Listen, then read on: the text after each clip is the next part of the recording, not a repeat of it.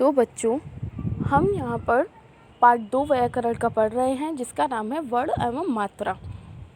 मैंने यहाँ आपको फर्स्ट वीडियो में एक्सप्लेन कर दिया है। इसका जो फर्स्ट पेज था, पेज नंबर 9, और अब ये सेकंड वीडियो है इसकी, पेज नंबर 10 की। अभी हमने स्वर पढ़े थे, अब हम इसके आगे का पढ़ रहे हैं व्यंजन, यानी वर्ण का दूसरा भाग। व्यंजन जिन ध्वनियों का उच्चारण करते समय स्वरों की सहायता नहीं ली जाती, उन्हें व्यंजन कहते हैं। हिंदी में 33 व्यंजन हैं। ये यहाँ पर जो नहीं शब्द लिखा है, जैसे सहायता के बाद नहीं लिखा है, मैंने इसको कट कर दिया है, क्योंकि जब हम व्यंजन पढ़ते हैं, जब हम व्यंजन का उच्चारण करते हैं, तब हमें स्वरों की सहायता लेनी पड़ती है। लेकिन जब हम स्वर का उच्चारण करते हैं, तब हमें किसी भी अन्य वर्ण की सहायता नहीं लेनी पड़ती है। तो इन दोनों में यही अंतर होता है। व्यंजन में हमें स्वरों की सहायता लेनी पड़ती है उच्चारण के लिए, और व्यंजन 33 होते हैं। 33 मीन्स 33, जो व्यंजन होते हैं वो 33 होते हैं। सभी व्यंजन में आ की ध्वनि मिली होती है। जब कोई व्यंजन बिना किसी स्वर के लिखा जाता है, तो उसके नीचे एक तिरछी रेखा लगाते हैं। इसे हलंत कहते हैं, जैसे च, र, क आदि। यानी कि जब हम पहले तो ये बताया गया है कि जो व्यंजन होते हैं उनमें पहले से ही आ की ध्वनि मिली होती है। यानी कि जब हम व्यंजन को बोलते हैं, जैसे का, खा, गा, जब हम ये व्यंजन बोलते हैं तो इसमें पहले से ही जो आ की ध्वनि, आ की आवाज़ है, वो मिली होती है, क्योंकि व्यंजन जो है वो स्वरों की मदद से ही बोले जाते हैं। और अगर कभी स्वर के बिना लिखा जाता है व्यंजन कोई, अगर जैसे कभी होता है कोई शब्द ऐसा होता है जहाँ पर व्यंजन जो होता है वो स्वर के बिना लिखा जाता है, तब हमें किस चीज़ की ज़रूरत पड़ती है वहाँ पर? ये जो तिरछी रेखा है, यानी जो आड़ी लाइन करके ब्रैकेट में बनी हुई है, उस चिन्ह की ज़रूरत पड़ती है, और इस चिन्ह को हम कहते हैं हलंत। ये जो चिन्ह होता है ये हलंत कहा जाता है, जो कि यहाँ पर लगा हुआ है। जो चा के नीचे जैसे लगा हुआ है हलंत, चा के नीचे हलंत, ऐसे रा के नीचे हलंत, का के नीचे हलंत आदि। इसके बाद है व्यंजन, जैसे का वर्ग के व्यंजन है का, खा, गा, घड़ा। चा वर्ग के व्यंजन है चा, छा, जा, झा, मा। टा वर्ग के हैं टा, ठा, डा, ढा, ड़ा। और ड़ा और ड़ा, ये जो दो ड़ा हैं, इनको यहीं पर लिख दिया गया है। जबकि जो टा वर्ग के होते हैं वो सिर्फ यहाँ तक होते हैं, टा, ठा, डा, ढा, ड़ा तक। इसके बाद ता वर्ग के हैं ता, था, दा, धा, ना। और पा वर्ग के हैं पा, पा, बा, भा, मा। इसके बाद यारा, लावा और शाशा, साहा, हा तक होते हैं ये 33 व्यंजन। और जो लास्ट के बचते हैं 4, उन्हें हम संयुक्त अक्षर या फिर संयुक्त व्यंजन के नाम से जानते हैं।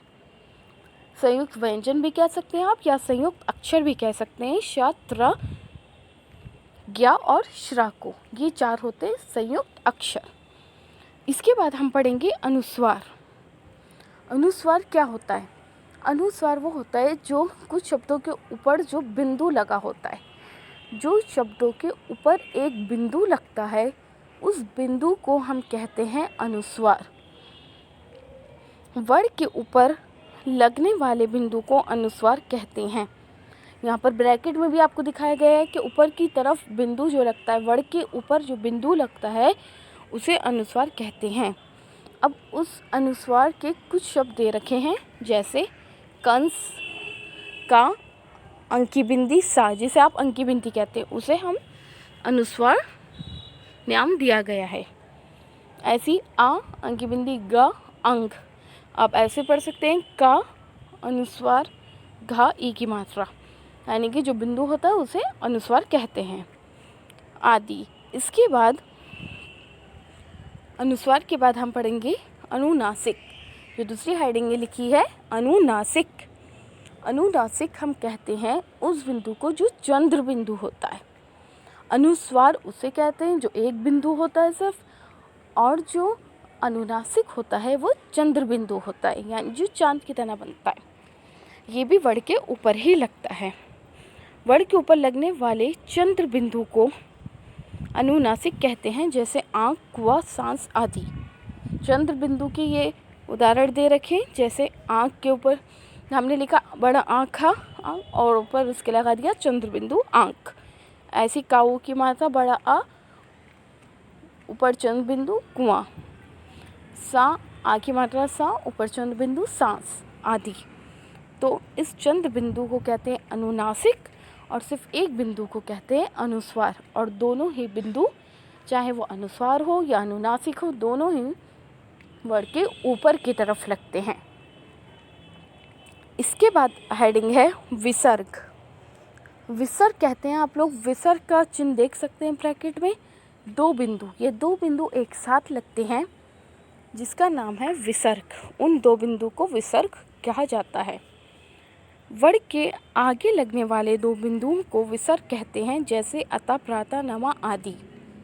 यानी कि अभी आपने पढ़ा अनुस्वार और अनुनासिक, वो दोनों ही बिंदु कहाँ लग रहे थे, वर्ण के ऊपर की तरफ। लेकिन जब हमने विसर्ग पढ़ रहे हैं तो जो विसर्ग है उसके दो बिंदु होते हैं और वो जो वर्ण होता है उसके आगे की तरफ लगता है। आपने जैसे देखा अतः, तो आ, ता और फिर लास्ट में विसर्ग लगा हुआ है, यानी वो वर्ण के बाद लगता है, वर्ण के ऊपर या नीचे नहीं लगता है, बल्कि विसर्ग जो है वो वर्ण के बाद लगता है, लास्ट में लगता है। अब देखते हैं वर्णमाला। वर्णों की सूची वर्णमाला कहलाती है। वर्णमाला किसे कहते हैं? वर्णों की सूची को, यानी कि एक होते हैं स्वर, दूसरे होते हैं व्यंजन। लेकिन जब हम इन स्वर और व्यंजन को सबको साथ लिखते हैं तो ये कहलाते हैं वर्णमाला। ये सब मिलकर क्या बनाते हैं? वर्णमाला। अब मैंने आपको बताया था इस पाठ का नाम क्या था, क्या है इस पाठ का नाम? वर्ण एवं मात्रा। तो यहाँ तक तो हमने पढ़ा वर्ण के बारे में। अब हम पढ़ेंगे मात्रा के बारे में। यहाँ पर हेडिंग लिख रखी है मात्राएं। तो मात्राएं क्या होती हैं?